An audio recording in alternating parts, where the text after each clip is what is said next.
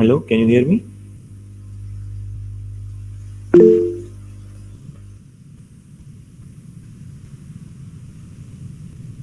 So in the last session, we have gone through a new topic, that is Chomsky normal form, and we have discussed the first and second step of it. The first step was we have to remove the null production from the grammar. The second step is we have to remove the unit production from the grammar, and the third step is we will convert the grammar into a Chomsky normal form. So now I'm sharing a slide with you. We'll quickly go through the first two steps so that you can get the continuity. So this was the example which we have discussed. I hope my slides are visible. So first we have taken this grammar, S gives ABA, and now for this we want to remove the null production. So if you recall, here there are directly nullable variables.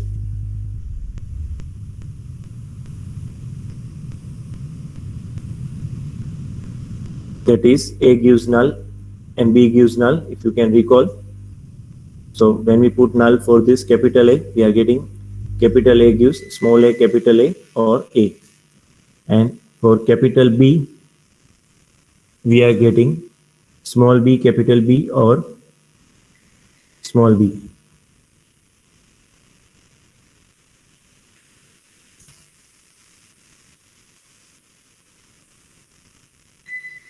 So I hope you are getting this. Okay, then what we have done is we have this non-terminal S. For this non-terminal S, we have ABA, and for this ABA, we have indirectly nullable variable capital S, and for this indirectly nullable variable capital S, we have to remove the null production because we have three nullable variable ABA here, and so from that we are getting the S as indirectly nullable non-terminal or a variable. So we are applying this step. First we'll put null for A. So to separate the two A, we are considering A1, B, A2. Right? We are giving the suffixes. So we are having A1, B, A2. Then we are putting null for A1. So we'll get B, A2. Then we'll put null for B.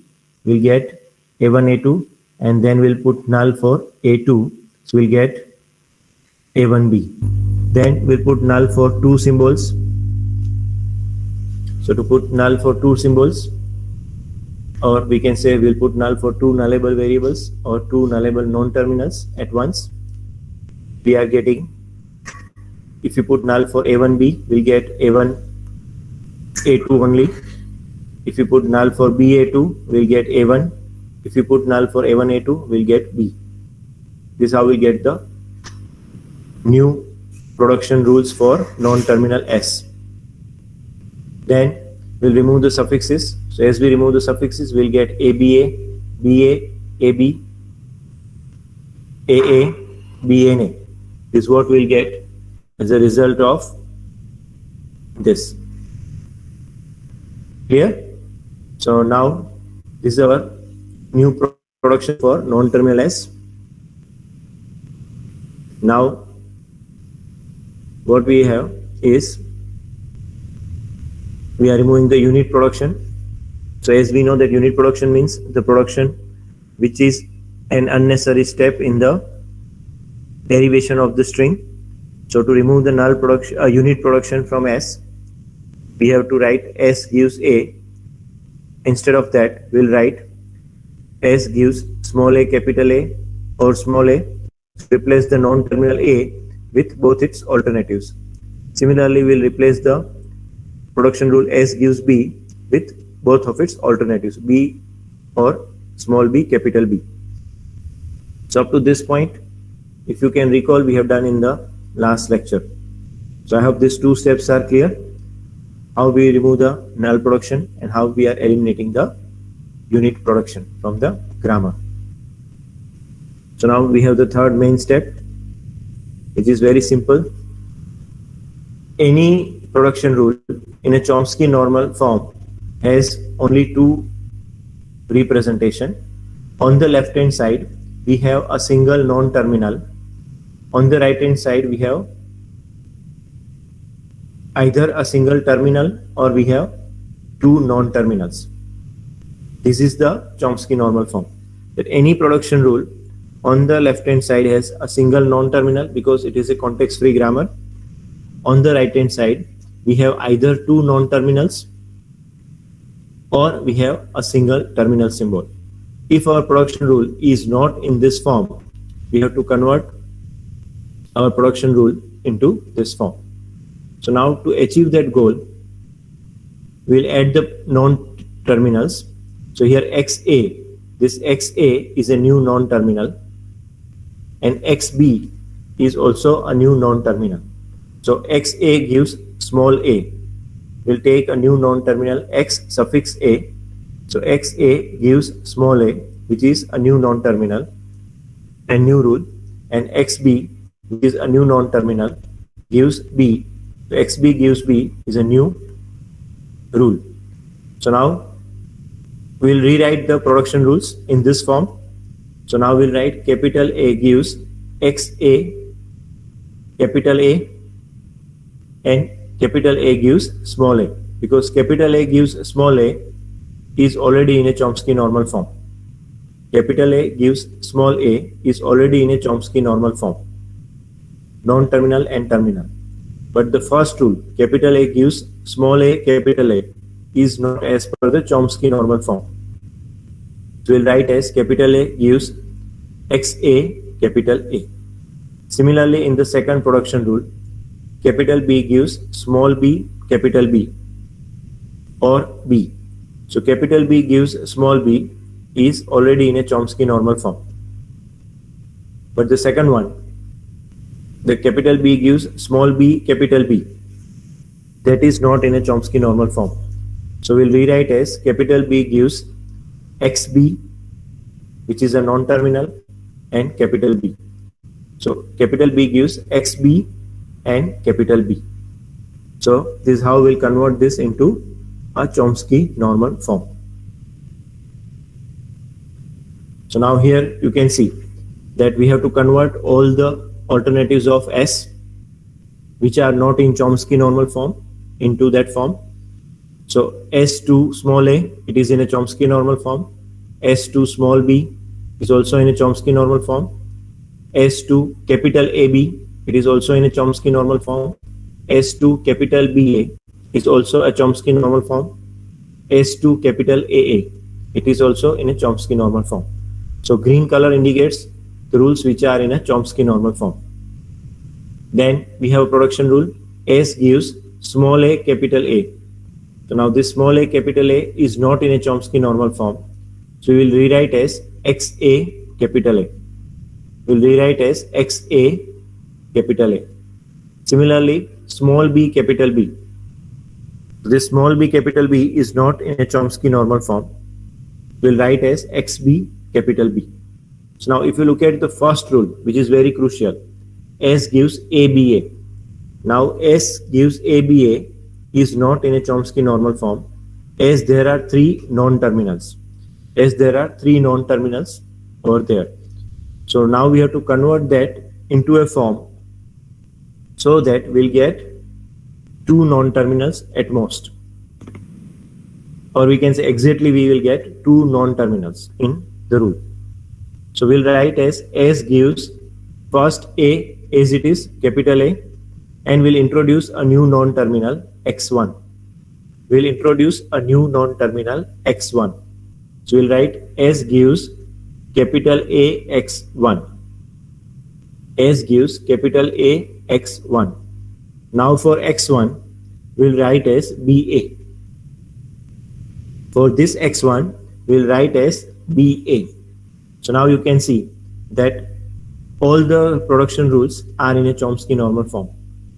S gives AX1, S gives AB, BA, AA, XAA, small a, XBB, small b, x1 gives ba, then capital A gives xa, capital A, or small a, capital B gives xb, capital B, or small b. So what is the advantage of this Chomsky normal form? That normally when we are considering any derivation, it constructs a derivation tree. So now if we have a production like this, S gives ABA. If we have production like this, S gives ABA, then it is not a binary tree. It is not a binary tree. Here we have only 3 non-terminals, so we are getting a 3-array tree. So it is very difficult to manage a derivation if our grammar having a production rules having many symbols on the right hand side. We may get sometimes a 5-array tree, we may get 7-array tree, right? So it is very difficult to manage such a tree having so many branches.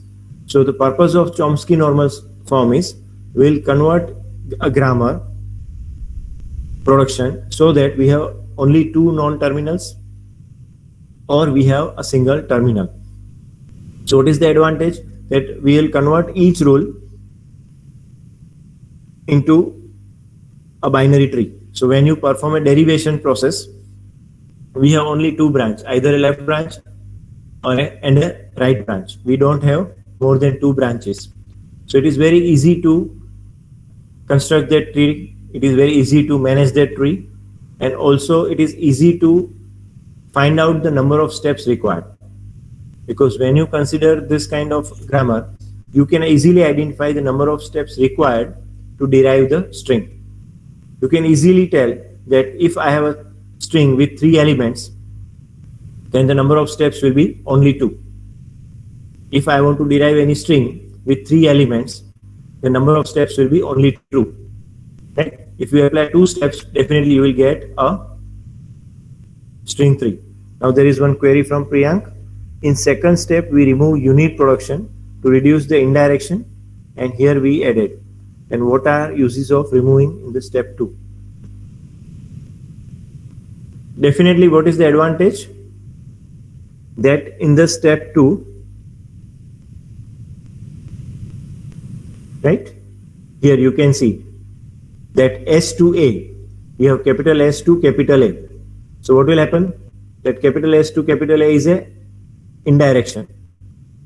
It is not a required step in the derivation. If I replace capital A with small a, capital A, or small a, so it will reduce the number of steps of the derivation.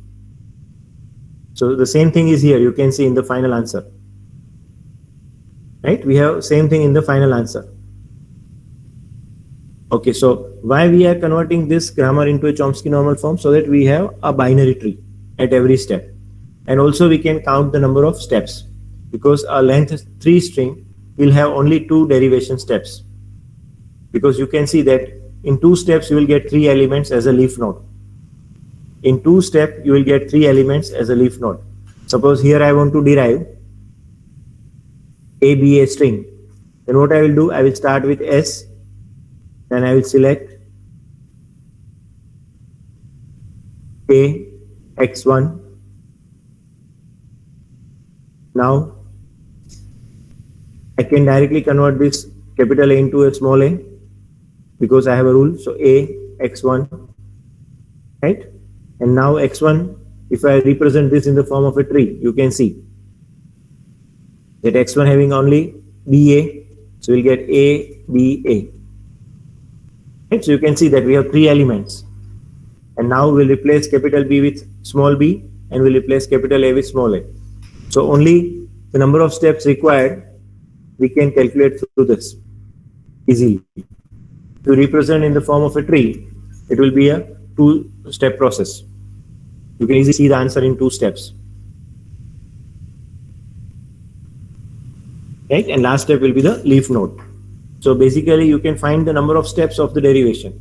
That means it will help us to come out of the infinite loop during the compilation process. Because if a length of the string is known to us, you can identify that in how many steps the derivation should complete. If you are taking more steps of the derivation than the actual steps, that means what? There is some problem with the grammar and you are going into an infinite loop. And that's why you can come out from the compilation process. During compilation, you will never find an infinite loop, right? During compilation process, you will never find an infinite loop. It will always compile, right? If the statements are syntactically correct. Because they know that how many steps are required to derive a particular statement from the grammar, whether it is valid or not. And if you are taking more steps, that means something is wrong with the statement. Give the syntax error according to the statement error. So I hope this thing is clear. Okay, let us see more examples, because one example is definitely not sufficient to understand the whole process. So let us have another example. We have this grammar. So you can see that there are three directly nullable variables. T gives null, which is a directly nullable variable. Then U gives null, which is also a directly nullable variable. And W gives null, which is also a directly nullable variable. Now first we have to remove the null from these three, T, U and W. So for T, we can write ATB or AB, because we'll put null for the non-terminal T. We'll put null for the non-terminal T in the production of T, in the production rule of T. So we'll get A null B, which will give us AB. So we have T gives ATB or AB. T gives ATB or AB. I hope it is visible in the slide. Otherwise we are getting this, because the color is somewhat dark. So this is what we'll get as a result of removing the null production from the T. Now for non-terminal U, it is also a directly nullable variable, because we have a production U gives null. So when I put null for the non-terminal U, we'll get U gives small c, capital U or C. From this we'll get U gives small c, capital U or C. I hope it is clear. This is what we'll get as a result when we put null for this capital U. Similarly, we have a third directly nullable variable. W gives BW or null. BW or null. So we'll put null for the non-terminal W in the productions rules of W only. So we have W gives small b, capital W or small b. So we have W gives small b, capital W or small b. This is how we'll remove the null production from the directly nullable variables.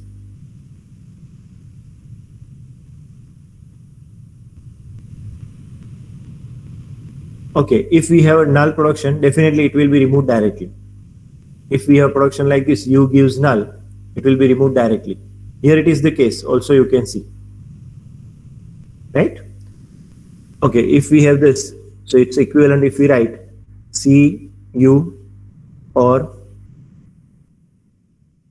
B, because we have non-terminal B over there. We have a non-terminal U only in this. So this will be the final answer.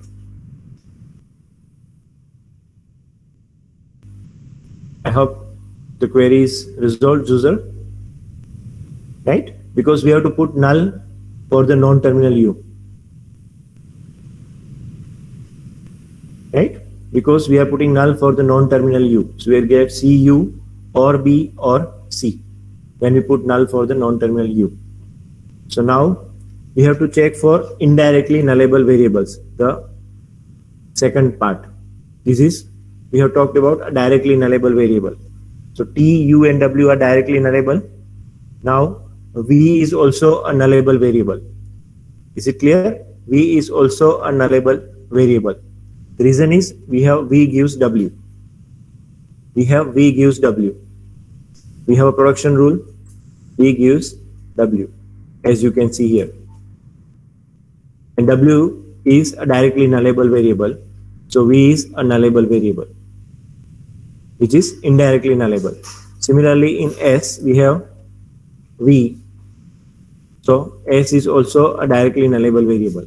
If I consider S gives TU, then also we can see that S is indirectly nullable variable.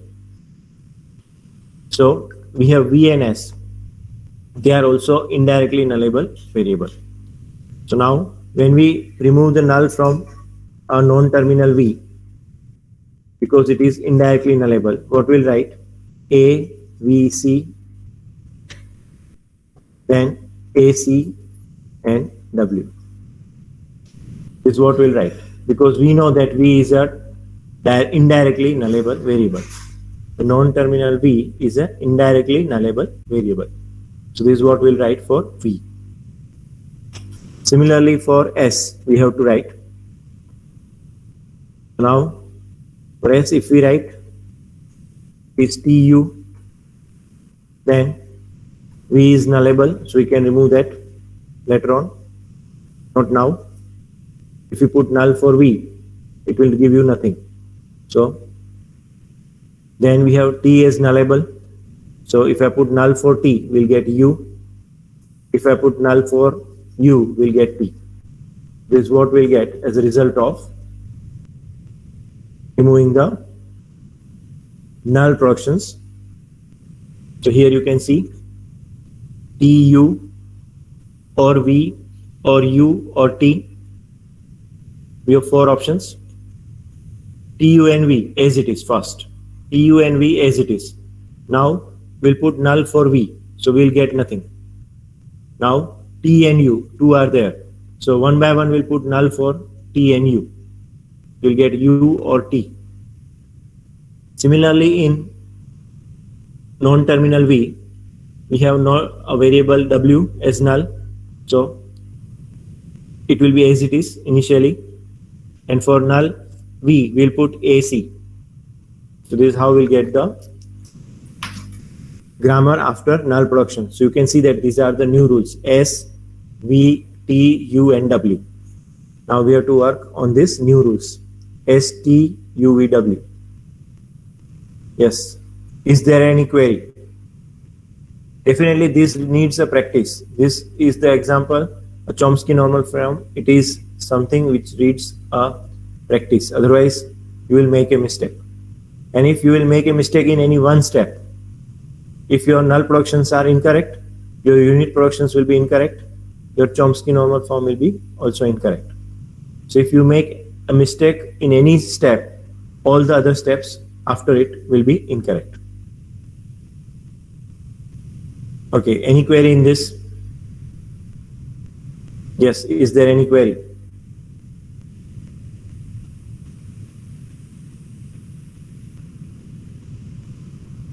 Okay, I think we should proceed. There is no query in this slide. How we are getting this?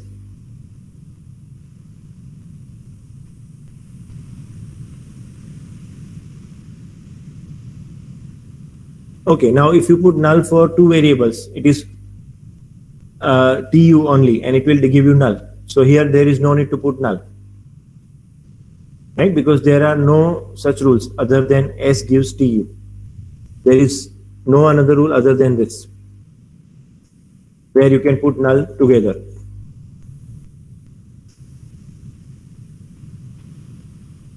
And if I put null for these 2 symbols at once, it will give me null. So no need to do that. That we have not done in the previous example also. When we have ABA, we are not putting null for all the 3. We are not putting null for all the 3. If you put null for all the 3, again you will get null. Okay, so now let us proceed. So this is what we have. S gives TU or T or U or V. So actual grammar is at the top. which we have already written in the chat window. You don't face any problem. Now we have to remove the unit production. So as you can see, there is no problem with non-terminal W. W will be as it is, small b, capital W or B. It is small b, capital W or B. No change in rules for non-terminal W. Now let us focus on non-terminal V. In non-terminal V, we have a unit production. V gives W. It is V gives W. Yes, if we have rules like TUV and all three are nullable, we have to put null for two symbols. Definitely. Ronak, you are right. If we have three symbols, TUV, all three are nullable, then we have to put null for two symbols. TU, then UV, and then TV. Okay, now in this, now we have a unit production. V gives W.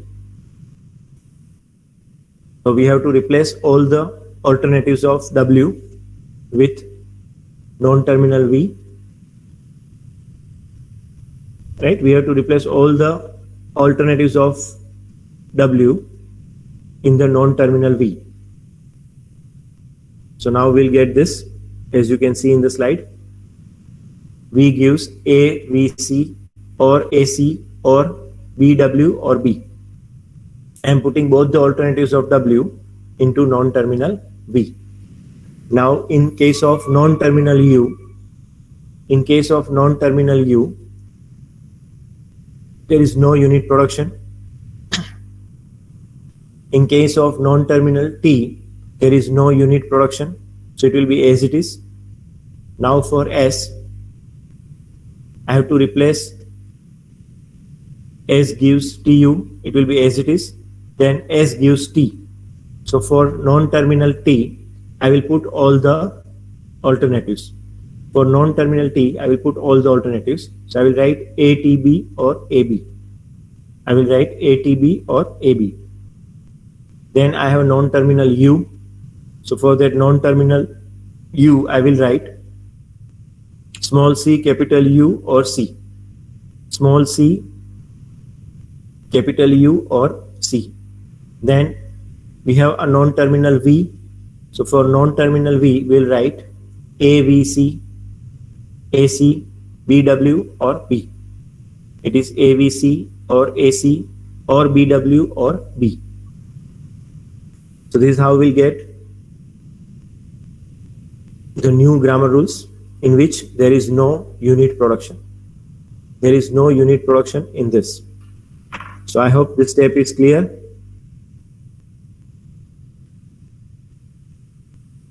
We have removed all these unit productions.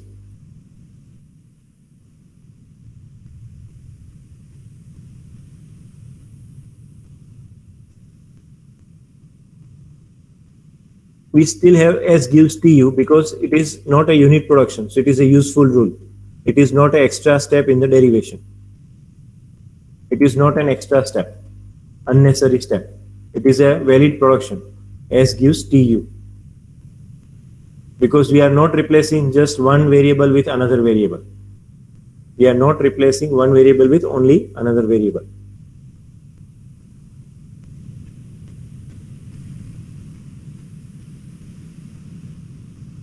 Okay, in case of, it is a first step that in case of V, when we remove the null production, as you can see here, right? Because W is a nullable variable. Because W is nullable, V is also a nullable variable. When you put null for W, V becomes null.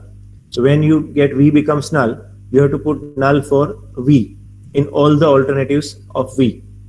So when you put null for V, you will get AC. You will get AC. So I hope up to this step it is clear. Okay, now let us proceed further. You can see that you have rules in which there is not possible to generate a binary tree, right? So we have to apply the third step also.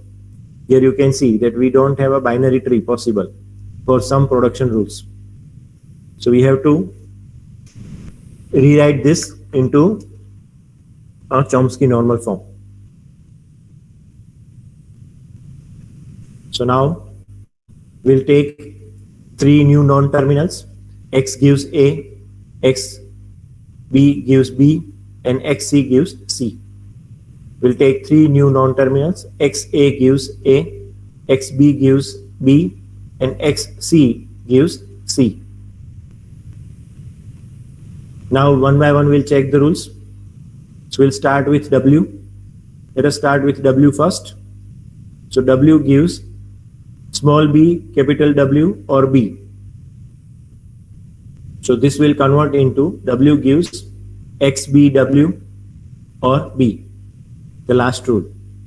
Right? We'll replace BW with XBW, where XB is a non-terminal.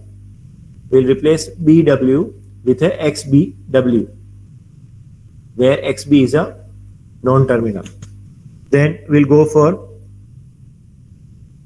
let us go for a simple example. So let us take a non-terminal U first. So for non-terminal U, we'll write XC, U or C. So where XC is a new non-terminal. So U gives XC, U or C. Now let us take non-terminal T, or we can take non-terminal V, anyone. So now first what we are doing, that to achieve our goal, we are replacing in capital T. For small a, we are writing XA, capital T, XB. You can see we are writing XA, capital T, XB. And then XA, XB. We are writing XA, XB. Because we have three symbols here, you can see. Now in non-terminal V, we are doing the same thing. XA, V, XC, or XA, XC, or XBW or B.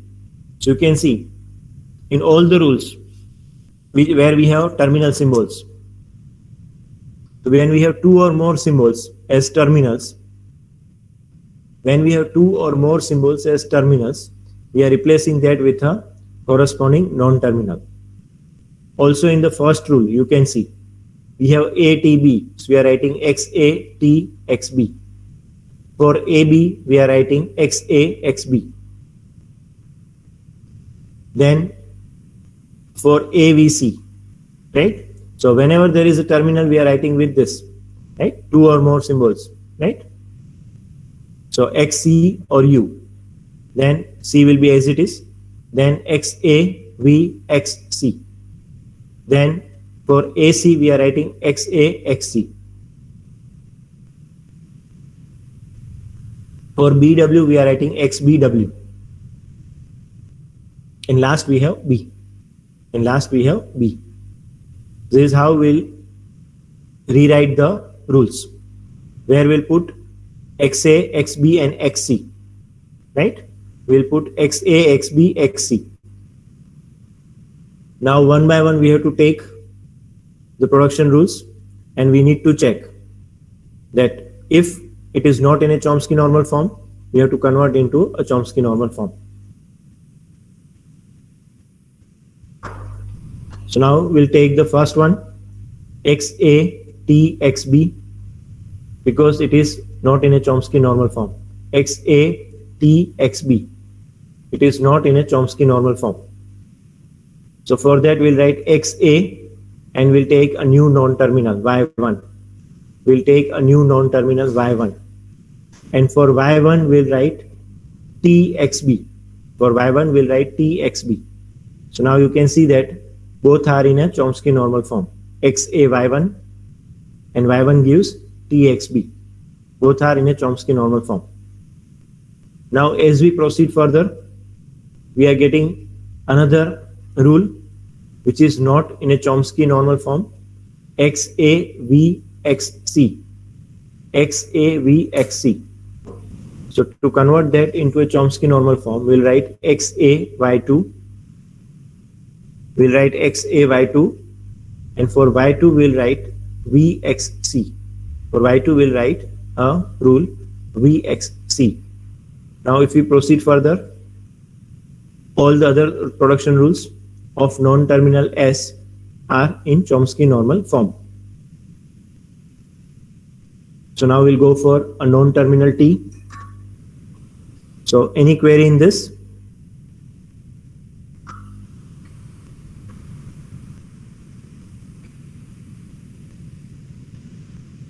Right? Definitely. When you consider this, S gives XAVXC. Right? XAVXC. So definitely it is not generating a binary tree.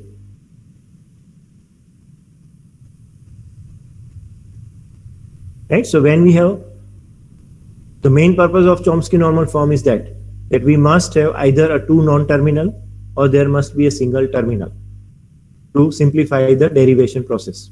We want to derive the string and we want to simplify the process.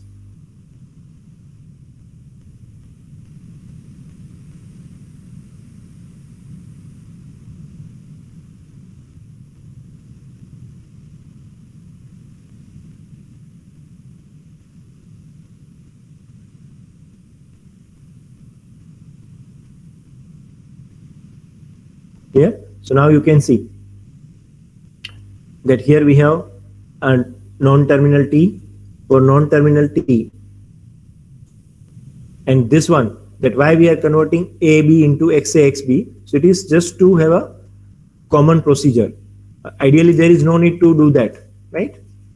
Right? We can if we don't write this, it is not affecting the final solution, but it is a normal procedure that we have two symbols, both must be non-terminal, or we have a single terminal. So it is a normalized thing that if we have two symbols, both must be non-terminals, because this kind of productions will be rare. Right? This kind of productions will be rare productions in the grammar. So they have not given a third special rule.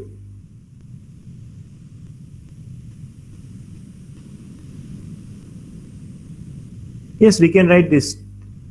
If XA is a non-terminal, we can definitely write this. We can write like this, if XA is a non-terminal. XA is one non-terminal and Y1 is another non-terminal. But if XA and Y1 are three non-terminals, we cannot write.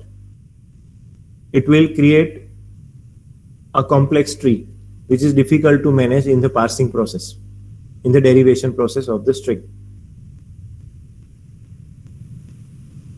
Right? We must have a binary tree, left child and the right child only, because all the algorithms you have studied are converting the actual tree into a binary tree.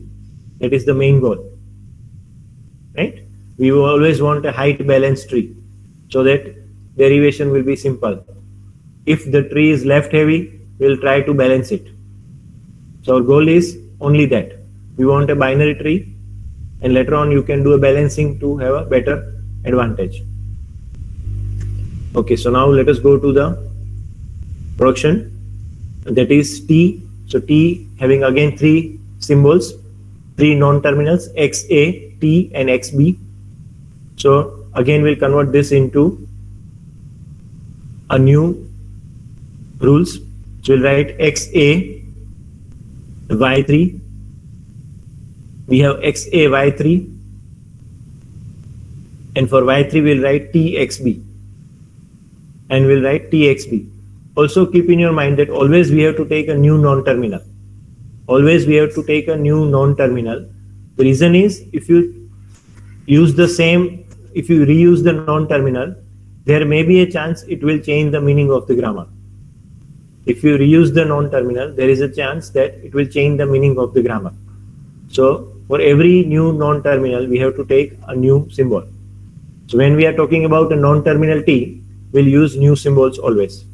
When we talk about non-terminal U, we'll use new symbols.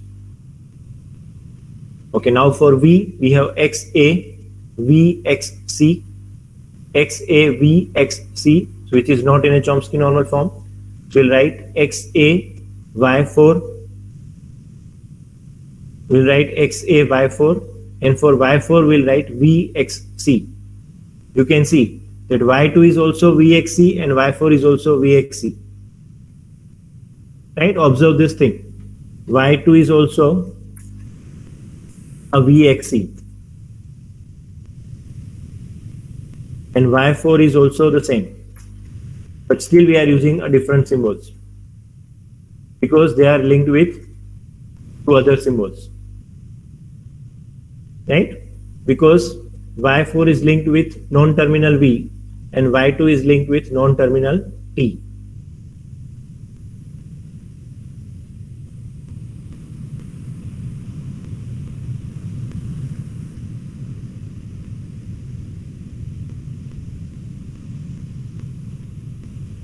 Right, so for Y2 we are writing VXC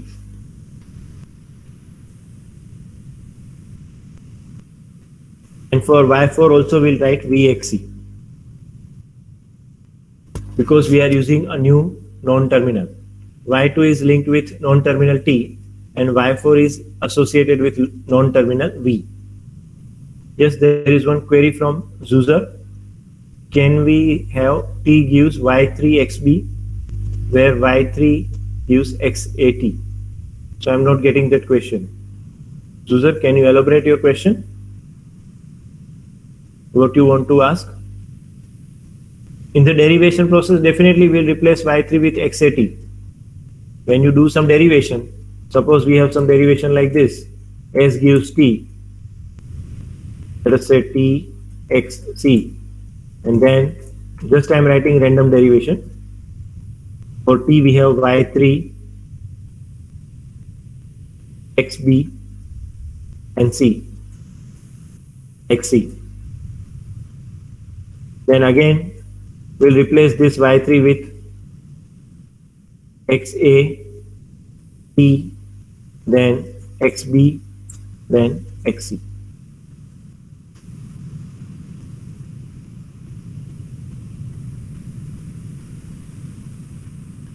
Yes, it is mandatory. It is a rule that we have to use a new non-terminal because we don't have to worry about the non-terminals. It is not affecting us.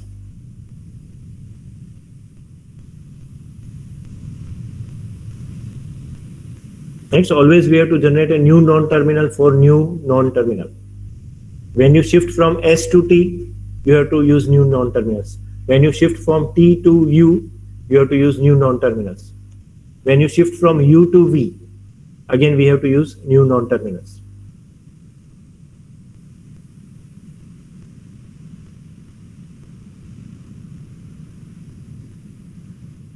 Okay, so I hope this Chomsky normal form is clear.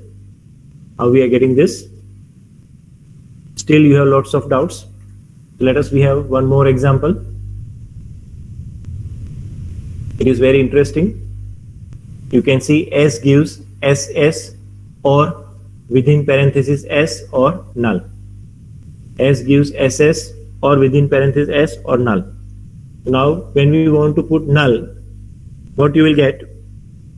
The first two rules will be as it is, SS or within parenthesis S.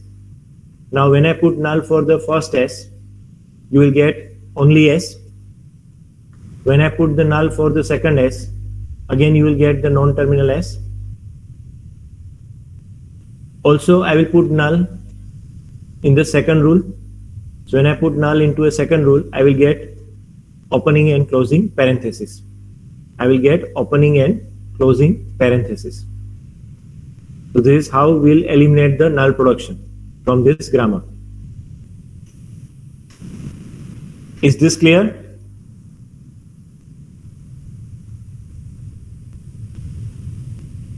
Right? Because we are putting null for both the rules. Whenever there is a non-terminal S, we have to put null.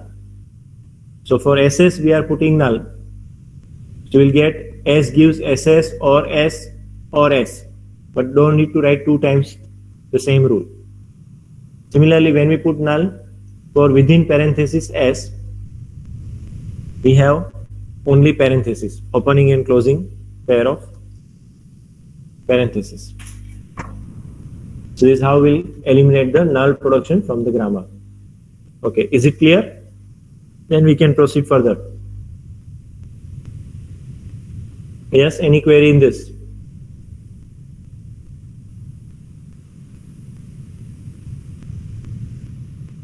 Okay, so now let us proceed further. Now to remove the unit production, this is what we have to do when we want to remove the unit production. Because S gives S, we have only one unit production here.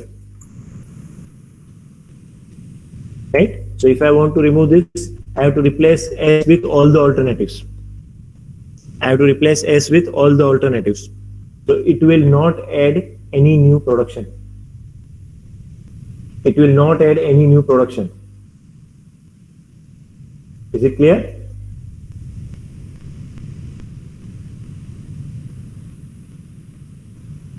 This will never add any new production into the grammar.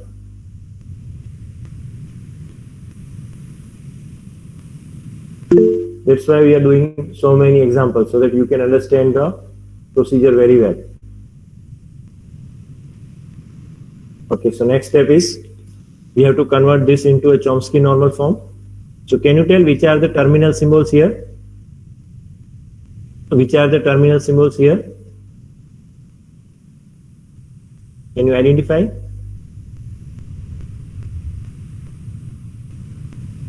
One or two? We have two terminal symbols, right? So now for these two terminal symbols, we'll write like this: X opening parenthesis gives opening parenthesis, then X closing parenthesis gives closing parenthesis. So this is how we'll get X opening parenthesis gives opening parenthesis, X closing parenthesis gives closing parenthesis. So now we'll rewrite the rule. S gives SS, it will be as it is. Then we'll put X opening parenthesis S, X closing parenthesis. Second rule is very important. The second rule is very important. X opening parenthesis S, X closing parenthesis. Third will be straightforward. X closing parenthesis, X opening parenthesis. Now we have to check that out of these three rules, the second rule is not in a Chomsky normal form. The second rule is not in a Chomsky normal form. So I will introduce a new non-terminal. So I am writing X opening parenthesis and P.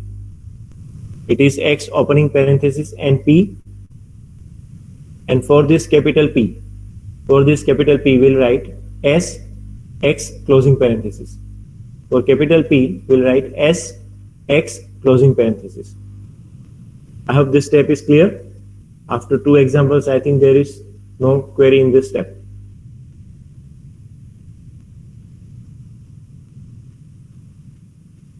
Okay, so now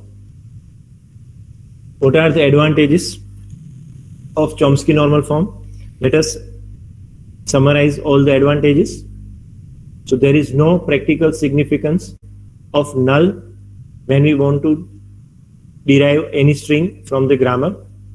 Removing null production gives a language that is L dash, which is equal to L minus null, because we don't have a null symbol in the grammar. So a new language will be L dash, which is equal to L minus null, because hardly we'll derive null from the grammar. Null means no program. When you write any program, if you don't write anything, we can say it is null. So there is no significance of null.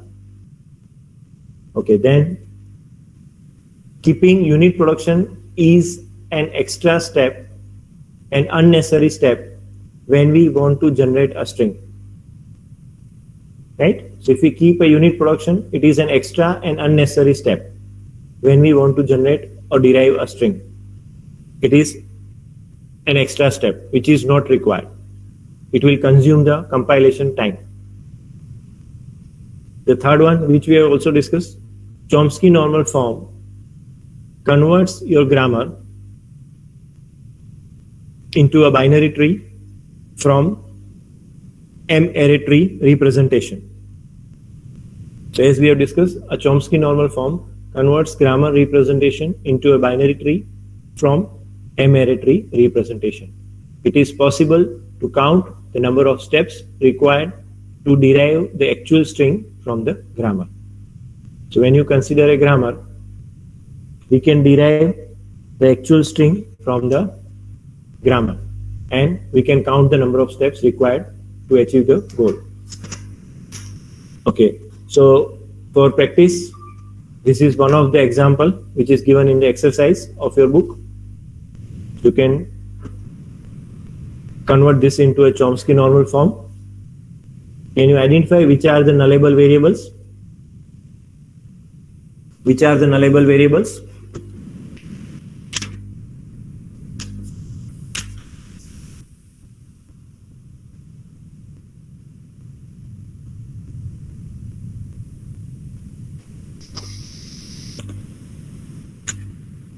D is a nullable variable. Definitely C is also a nullable variable.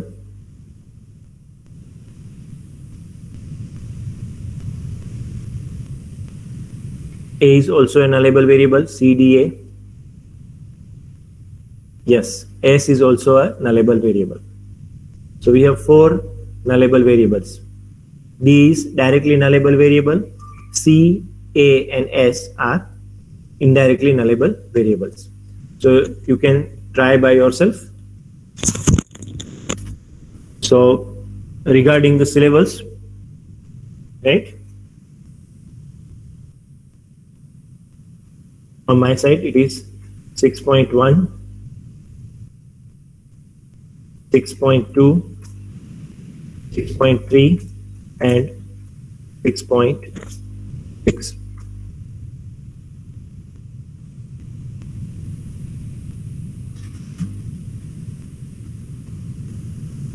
No, B does not contain C. B does not contain C.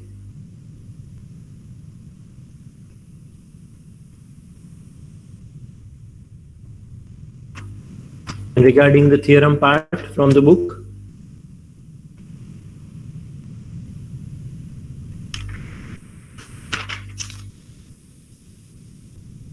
you have to prepare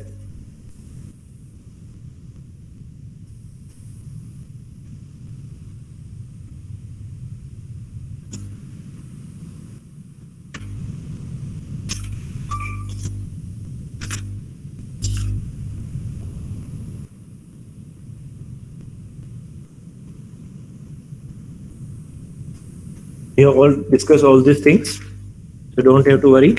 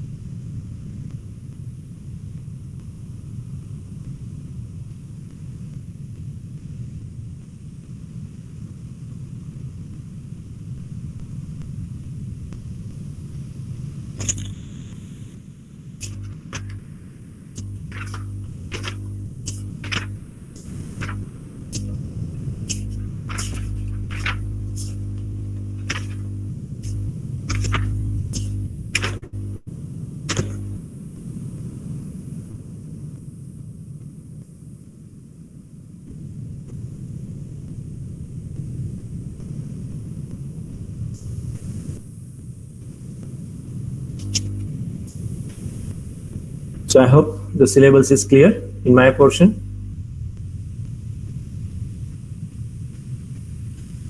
So today's session was very interactive. Most of you have interacted.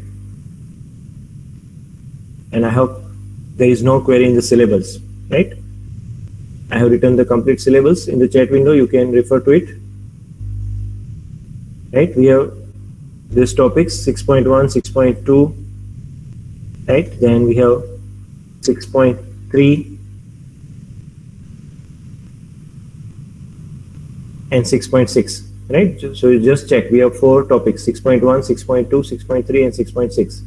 Definition 6.1, 6.2, theorem 6.1, definition 6.3, definition 6.6 and 6.7.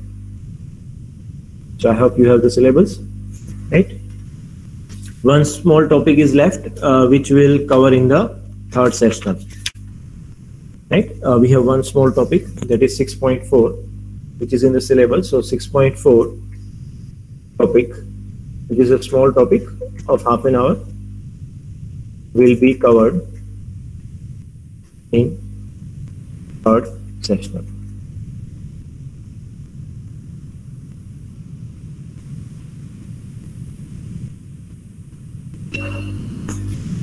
So I hope things are clear. I am ending this meeting now.